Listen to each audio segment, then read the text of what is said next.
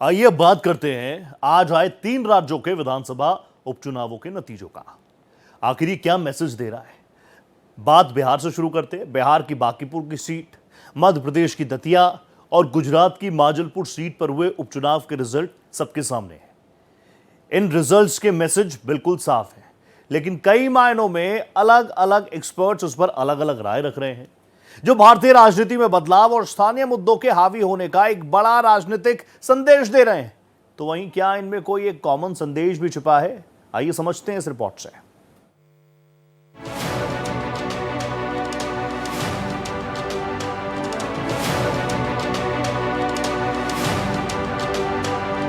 जश्न सब जगह है।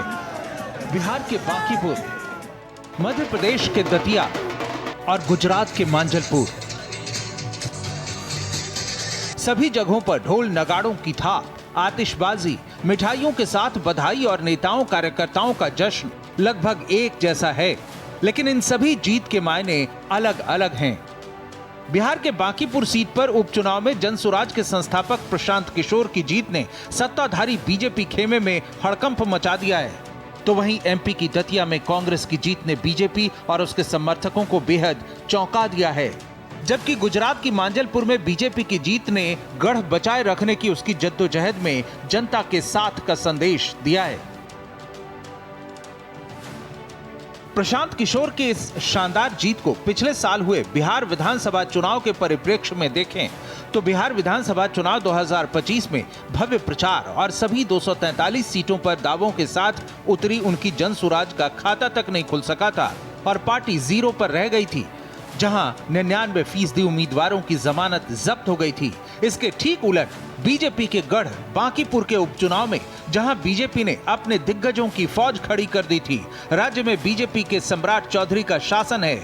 ऐसे माहौल में भी उपचुनाव में बीजेपी को हराकर प्रशांत किशोर ने जबरदस्त कमबैक का संदेश दिया है। संदेश साफ है, पीके का आगाज बिहार के नैरेटिव को बदलने में कामयाब होता दिख रहा है, क्योंकि उन्होंने रोजगार और शिक्षा जैसे बुनियादी मुद्दों को प्रमुखता दी है। नया राजनीतिक विकल्प ये परिणाम दिखाता है कि बिहार के मतदाता अब पारंपरिक दलों आरजेडी और बीजेपी के भय या जातिगत समीकरणों से बाहर निकलकर विकास और एक नए राजनीतिक विकल्प को चुनने के लिए तैयार हैं। सुरक्षित सीटों का भ्रम टूटा। प्रशांत किशोर ने जानबूझकर इस बेहद मुश्किल शहरी सीट को चुना ताकि ये संदेश दिया जा सके कि बदलाव के लिए किसी भी गढ़ को तोड़ा जा सकता है। विपक्ष की आवाज। बांकीपुर में प्रमुख विपक्षी आरजेडी तीसरे नंबर पर चली गई। तेजस्वी के मुकाबले पीके की छवि बेहतर है। क्या आरजेडी की सियासत हाशिए पर चली जाएगी? यही वजह है कि एक तरफ जहां जीत के साथ ही पीके ने सीधे सीएम सम्राट चौधरी को निशाने पर लिया, तो वहीं आरजेडी प्रशांत को भी बीजेपी का मोहरा बताकर खुद पर आए संकट से मुंह चुराती दिखी, जिसने जता दिया कि बिहार में पीके की जय से आखिर सबसे ज्यादा भय किसे है।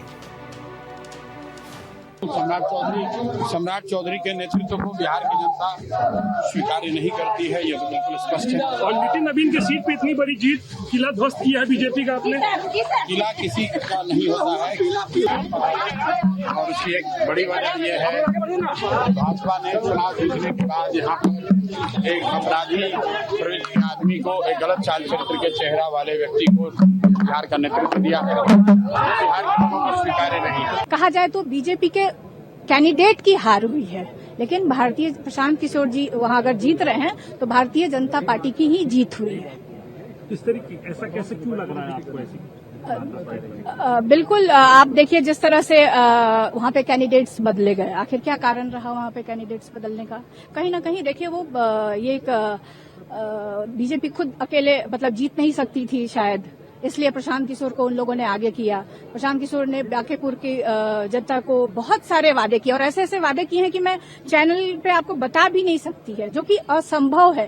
किसी भी पॉलिटिकल दल के, चाहे वो एमपी हो, चाहे वो एमएलए हो, चाहे किसी भी संवैधानिक पद में, उसके लिए बड़ा मुश्किल है। क्योंकि आप देखिए बीजेपी का गढ़ कहा जा रहा है, जहां 35-40 वर्षों से विकास का कार्य नहीं हुआ है। दरअसल बिहार की राजनीति दशकों से सामाजिक और जातिगत गठबंधनों पर टिकी है। प्रशांत किशोर की शिक्षा, रोजगार और पलायन की राजनीति हो या बीजेपी का सबका साथ सबका विकास, अभी तक ऐसे पारंपरिक समीकरण पूरी तरह ध्वस्त नहीं हो पाए हैं। लेकिन ये चर्चा अब तेज हो गई है कि क्या बांकीपुर में पीके का आगाज, क्या बदलेगा बिहार का राजनीतिक मिजाज? किसी अपराधी, किसी गलत चाल चरित्र चेहरा वाले व्यक्ति को बिहार का नेतृत्व मत दीजिए। अच्छे आदमी को बनाइए ताकि बिहार में भी शिक्षा हो, बिहार में भी बच्चों के लिए रोजगार हो, बिहार के बच्चों को भी बाहर मजदूरी करने न जाना पड़े। ये संदेश बांकीपुर के लोगों ने दिया है। विधायक जीतना हारना ये तो राजनीति है, चलता रहता है। जिन लोगों ने मत दिया उनका धन्यवाद कर रहे हैं, जिन्होंने मत नहीं दिया है उनको यही कहेंगे कि आपसे आपका विश्वास जीतने के लिए और मेहनत और प्रयास करेंगे। लेकिन महत्वपूर्ण बात यह है कि बिहार को अच्छा नेतृत्व मिलना चाहिए, बिहार सुधरना चाहिए और लोकसभा से पहले मोदी जी को, भाजपा को, अमित शाह जी को ये देखना चाहिए कि बिहार में कैसे बेहतरी हो, बिहार में बच्चों को रोजगार कैसे हो, पलायन कैसे बंद हो। एकमात्र यही उद्देश्य है। हम लोग को विधायक बन के ठेका पट्टा नहीं करना है। एक और एकमात्र उद्देश्य है, चाहते हैं कि बिहार में बेहतरी हो, बिहार में भी सिर्फ 5 किलो अनाज के नाम पर, जाति के नाम पर, धर्म के नाम पर वोट न मांगा जाए। एक सीट से सरकार बनती और बिगड़ती नहीं है, ये सबको पता है, इसलिए यह समीक्षा का विषय है। लेकिन आज मैं ये कहना चाहता हूं कि जो लोग ये कहते हैं कि जब वो हारता तो कहता है कि अभी वो जीतता अगर तो कहता है कि ईवीएम जो है वो हैक कर लिया, ये लोग कर लिया, गड़बड़ है ना। आज सरकार हमारी है, देश में भी और वहाँ भी, तो आज यह साबित हो गया ना कि ईवीएम सही है। हम लोग लोकतंत्र में जनादेश का स्वागत करते हैं। जो जीता यह लोकतंत्र है, जनता की जीत है, परंतु विपक्ष इसको स्वीकार करे।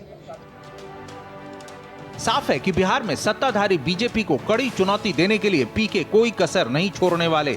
लेकिन उनका एजेंडा तभी जोर पकड़ेगा जब जन सुराज इन चर्चाओं को लगातार चुनावी जीत और एक विश्वसनीय वोट बैंक में बदलने में कामयाब होगी। वहीं मध्य प्रदेश की दतिया सीट पर कांग्रेस प्रत्याशी घनश्याम सिंह की जीत ने जता दिया है कि बीजेपी का आंतरिक असंतोष कैसे परिणामों पर भारी पड़ता है। बीजेपी की तरफ से नरोत्तम मिश्रा को टिकट न दिए जाने से स्थानीय कार्यकर्ताओं और समर्थकों में उपजी नाराजगी ने बीजेपी को नुकसान पहुंचाया।